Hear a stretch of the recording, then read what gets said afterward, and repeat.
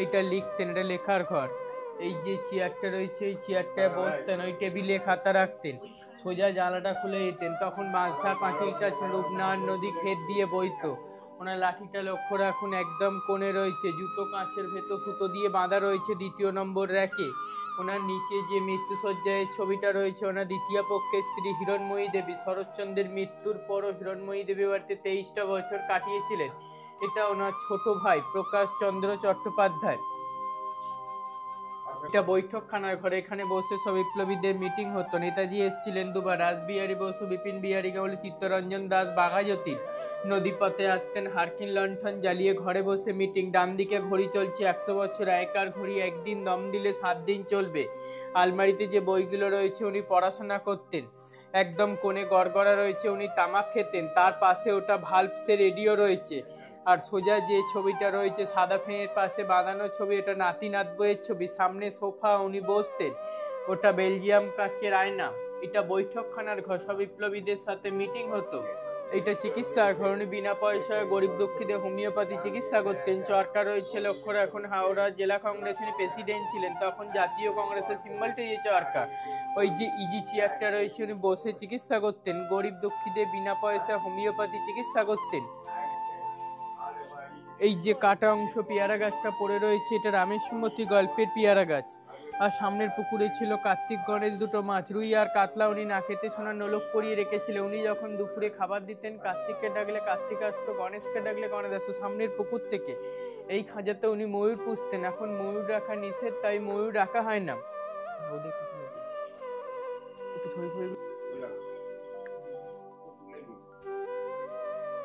হয়েছে লক্ষ্য রাখুন, রাধাকৃষ্ণ ঠাকুর শ্বেতপাথরের মূর্তি। চিত্তরঞ্জন দাস যখন দেশের উদ্দেশ্যে অ্যারেস্ট হয়ে গেছিল ওনাকে দিয়ে গেছিলেন, সেই ঠাকুরটা আজও নিত্য পুজো হয়। চিত্তরঞ্জন দাসের বাড়ির ঠাকুর, আলমারিতে ওষুধ রয়েছে।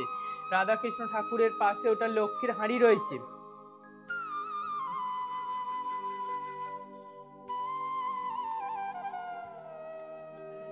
আমার নাম টুবাইপতি, আমরা বংশ পরম্পরা ধরে বাড়ি দেখাশোনার দায়িত্বে রয়েছে। ওনার নাতি থাকেন কলকাতা কসবায়, নাতির নাম জয় চট্টোপাধ্যায়। উনি আমার বাবার উপরে বাড়ি টোটাল দায়িত্ব দিয়ে রেখেছেন। আমার সাথে যোগাযোগ করতে হলে আমার যোগাযোগের নাম্বারটি হলো 8537998629। যারা রূপনারায়ণ নদীর ধারে পিকনিক ও হোমস্টের জন্য যোগাযোগ করতে পারেন।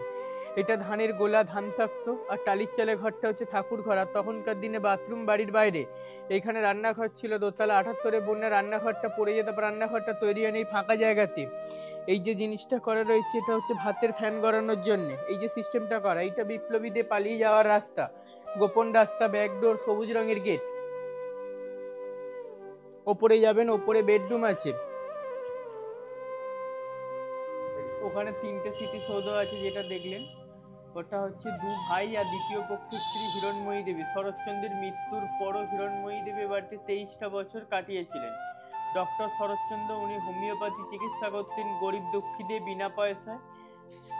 স্বামী বেদানন্দ, ওনার মেজ ভাইয়ের নাম হচ্ছে প্রভাষ চন্দ্র চট্টোপাধ্যায়। উপরে যেটা দেখলেন ওপরে হচ্ছে 2টো বেডরুম আছে, একদম ধারে যেটা আলো জ্বলছে ওটা ওনার বেডরুম।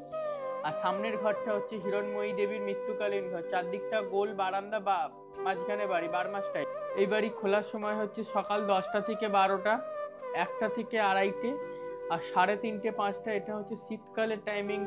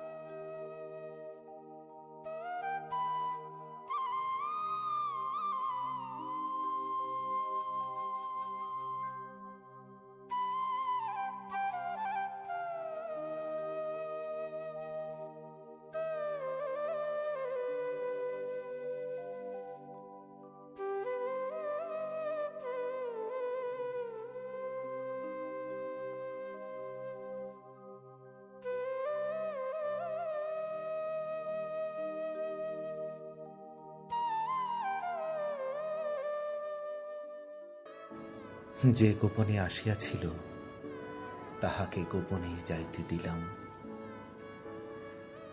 কিন্তু এই নির্জন নিশীথে সে যে তাহার কতখানি আমার কাছে ফেলিয়া রাখিয়া গেল, তাহা কিছুই সে জানিতে পারিল না।